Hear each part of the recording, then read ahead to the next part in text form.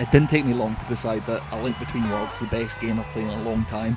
That feeling I sometimes got when I was playing Tom Dark Luna or Monster World 4 for the first time. That unique quality that made me convince people to buy 100 dusty old games. A Link Between Worlds has it in spades. There's a potential purchase here, coughing and spluttering through the noxious density of the charming, innovative ideas you'll be delighted to witness and play with. Only it's Zelda. It builds upon years of established mechanics, locations, characters, music and lore, and it presents it brilliantly. See how Nintendo took B-list IPs like Luigi's Mansion, Fire Emblem and Pikmin, refined their designs and made some of their best games out of them this year? They did the same for Zelda. Fucking Zelda. Fucking Link to the Past, Ocarina of Time, best games ever made, Zelda. It's hard to live a normal life after playing this game. It's hard not to just become a thing that runs about shouting the new Zelda is fucking unbelievable. I guess I should address some of your concerns. There's one elephant in the room when it comes to discussing this game. Does it need to be A Link to the Past? Does it gain anything from being so heavily based on another game? Or is it just Nintendo taking a huge shortcut? Honestly, I'm not entirely sure where I stand on that. There's little narrative connection to the old game, and it's clearly given SNES and Game Boy Advance owners an extra reason to care about it.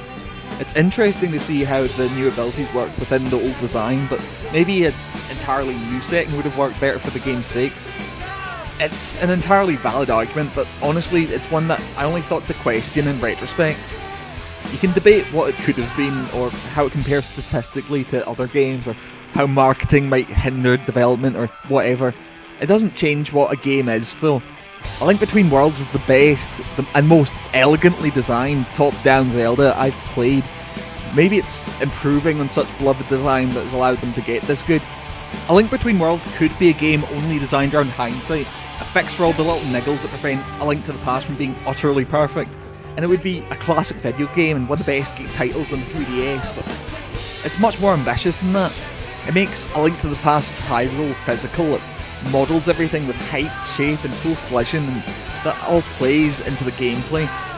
Link's movement is mapped perfectly to the analog stick, giving a pep and finesse that simply wasn't there in the 8-direction D-pad controls of the predecessor.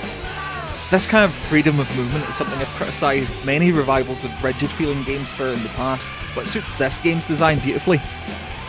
The appeal of the Zelda franchise is somewhat nebulous. Different people like different things about it, and by giving players more freedom in how they progress, it should be more appealing to anyone who ever found themselves pushing through some stupid bullshit to get the bits they liked.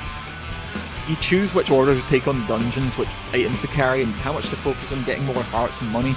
It's a looser system than what's been tried in the series before, but maintains the cinematic moments that give the experience its identity. As someone who constantly points towards the Zelda series for examples of games that did it right, it's humbling to see the flaws pointed out and fixed. Then there's the gimmick. Since A Link to the Past, every Zelda's had a gimmick. You turn into a wolf, or you have a boat, or there's 4 of you or something.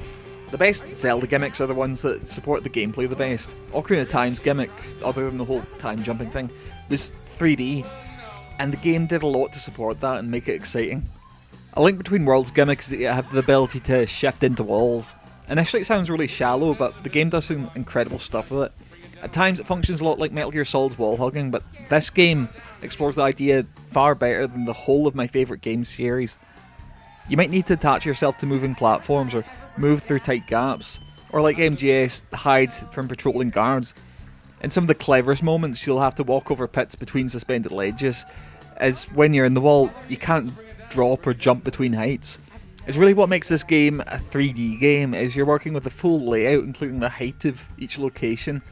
It's something that this game just pops under its hat without excessive fanfare, one-upping Metal Gear Solid, my favourite game of all time, without even really trying. And that's something that hit me, personally. It's not a thing that I expect everyone to get excited about. The whole game's built to that standard though. You'd be hard pressed to point out a bit of A Link Between Worlds and say, that bit's shit. It's consistently and almost annoyingly confidently brilliant. It's got the most exciting range of dungeons in any Zelda game. Exploring the overworld doesn't feel like a break from the main game anymore. It's just as exciting as the rest of it. The characters, the writing, the puzzles, the atmosphere, the fucking music. This thing's full of reasons to call it Game of the Year. And that's why I'm doing that. Good night, everybody. Merry Christmas.